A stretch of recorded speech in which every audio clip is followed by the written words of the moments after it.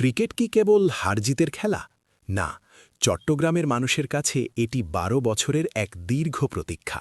সেই ২০১২ সাল থেকে শুরু হওয়া এক অন্তহীন হাহাকার, এক যুগের না পাওয়া আর গত আসরের ফাইনালে শিরোপা ছোঁয়ার ঠিক আগ মুহূর্তে স্বপ্নভঙ্গের সেই দগদগে ক্ষত।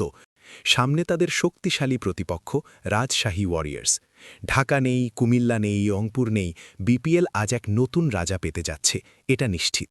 কিন্তু লড়াইটা কি শুধু মাঠের ১১ জনের? একদম না, এটি কোটি মানুষের আবেগ আর মর্যাদার লড়াই। কিন্তু ফাইনালের ঠিক আগ মুহূর্তে চট্টগ্রাম সাজিয়ে ফেলেছে তাদের এক গোপন এবং বিধ্বংসী মাস্টার প্ল্যান।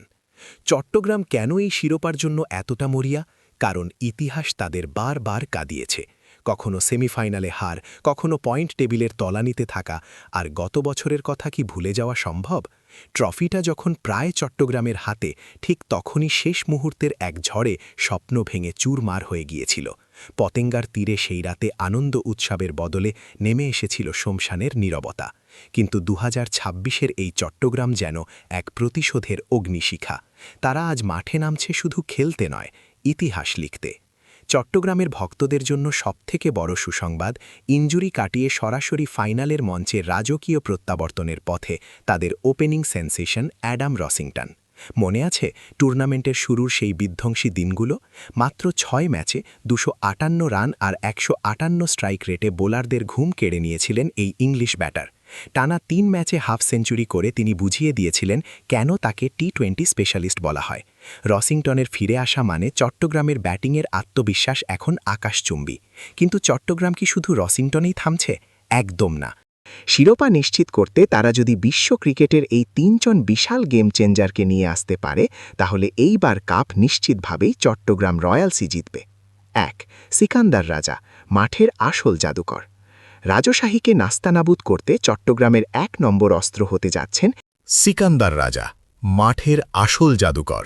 রাজশাহীকে নাস্তানাবুদ করতে চট্টগ্রামের ১ নম্বর অস্ত্র হতে যাচ্ছেন জিম্বাবুয়ের কিংবদন্তি সিকান্দার রাজা।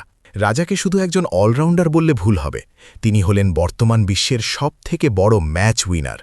রাজার সবথেকে বড় গুণ হল তিনি চাপের মুখে ভেঙে পড়েন না। যখন দলের উইকেট দ্রুত পড়ে যায়, তখন তিনি এক প্রান্ত আগলে রেখে পাল্টা আক্রমণ করতে পারেন।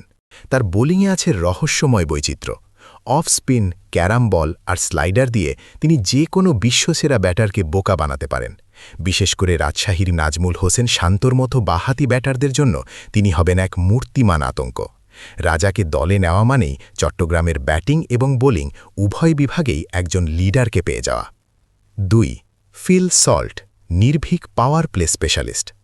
চট্টগ্রামের দ্বিতীয় গোপন অস্ত্র ইংল্যান্ডের বিধ্বংসী ওপেনার ফিল সল্ট।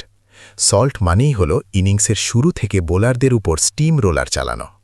আধুনিক টি-20 ক্রিকেটে যে ফেয়ারলেস ক্রিকেট বা নির্ভীক ব্যাটিংয়ের কথা বলা হয়, সল্ট তার প্রতিচ্ছবি। তিনি উইকেটে থিতু হওয়ার জন্য সময় নেন না, বরং প্রথম বল থেকেই ছক্কা মারার সাহস রাখেন। রসিংটনের সাথে সল্ট যদি ওপেনিংয়ে নামেন, তবে সেটি হবে এক ইংলিশ টর্নেডো। রাজশাহীর বোলাররা থিতু হওয়ার আগেই সল্টের ব্যাটে পুড়ে খাক হয়ে যাবে তাদের সব পরিকল্পনা।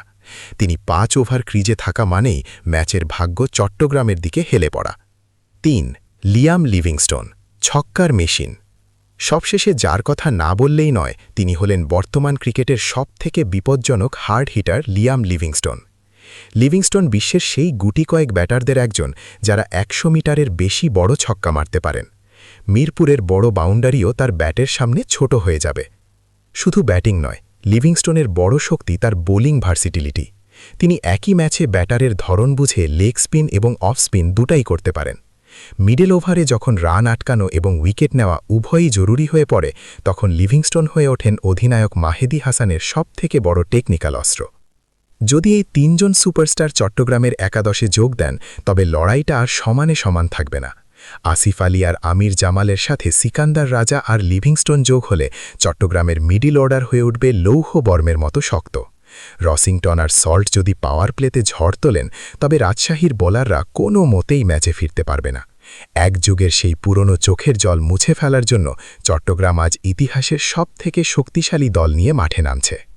মিরপুরের আকাশে আজ কার বিজয় নিশান উড়বে?